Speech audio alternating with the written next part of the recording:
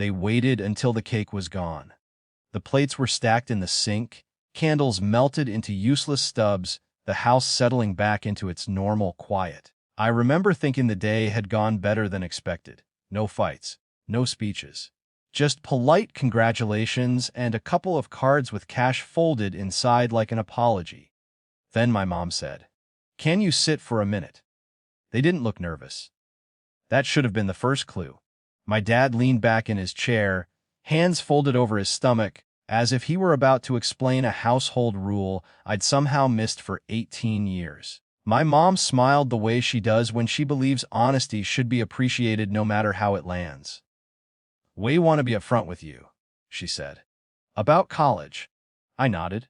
I was already thinking about dorms, financial aid forms, how far I might be able to get if I worked summers. I assumed this was the part where they told me what they could contribute, even if it wasn't much. My dad cleared his throat. "We didn't save anything." The sentence landed oddly, incomplete. My mom rushed in to finish it. "Not for you.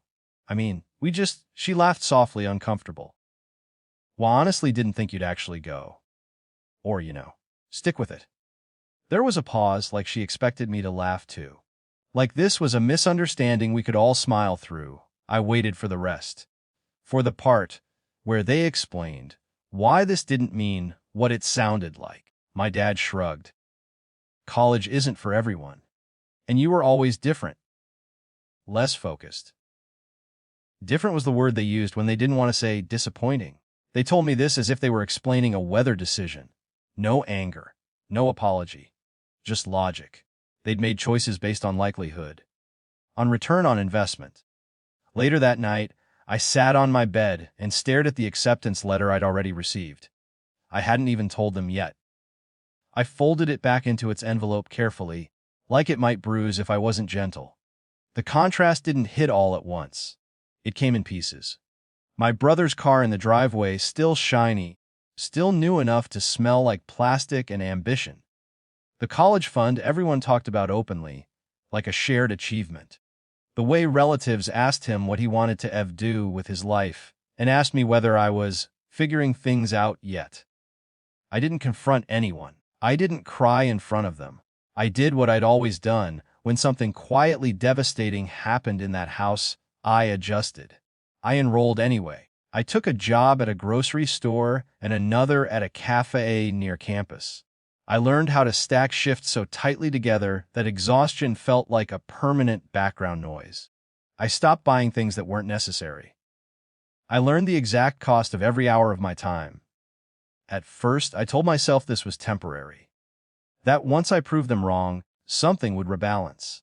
That effort would translate into recognition. But recognition never came. Only questions. Why was I always tired? Why didn't I come home as much? Why did I seem so distant lately? They asked like it was a mood I'd chosen. The thing that surprised me most wasn't the work. It was how much energy they still expected from me. Emotional energy, updates, gratitude, attendance. My mom would call and say, "We'll just never know what's going on with you anymore." In the same breath, she'd ask if I could help my brother move apartments. My dad would comment that I seemed touchy. Whenever money came up, as if the topic were neutral ground, we were both failing to navigate maturely. I started saying no to things without explaining why. At first, it felt wrong, like I was withholding something they were owed. I'd always been the one who smoothed over tension, who showed up even when it cost me. The first real boundary happened on a Tuesday. I'd worked the early shift, gone straight to class, then headed to the cafe. I was counting the minutes until close when my mom texted, "Can you come by this weekend? Your aunt's in town." It would mean a lot. I stared at my schedule. Double shifts, a paper due, rent looming. I typed, "I can't, I have work and school's ours." She responded almost immediately, "You always have something now." I didn't defend myself. I didn't rephrase. I just let the message sit there unanswered. The consequence came quietly. Fewer calls. A coolness I could feel even through texts. At home, when I did visit, conversation felt stiffer, like we were all aware something had shifted, but no one wanted to name it. Part of me hated that. The distance felt like punishment. But another part of me noticed something else. How much lighter my chest felt when I stopped trying to earn space in my own life. The clearest moment came months later, when my dad offered to help. With tuition, conditionally, he laid out expectations, visits, check-ins, flexibility on my end. I listened. I think and I said, I can't accept that. He looked stunned. Why not? Because I'm already paying for it, I said. And I can't afford the strings. It wasn't dramatic. My voice didn't shake. I surprised myself. That was the shift. Not explosive, just undeniable. They didn't argue. They didn't insist. They just absorbed it, quietly, the way people do when a role they relied on stops being available. I still love my parents. That's the part people expect you to deny, but it's true. Love doesn't vanish just because fairness never arrived. What changed is that I stopped mistaking proximity for obligation. I don't come home every weekend. I don't explain every decision. I don't apologize for being busy building a life that wasn't planned for me. Sometimes my mom still asks why I seem distant. I don't answer that question anymore. Distance implies loss.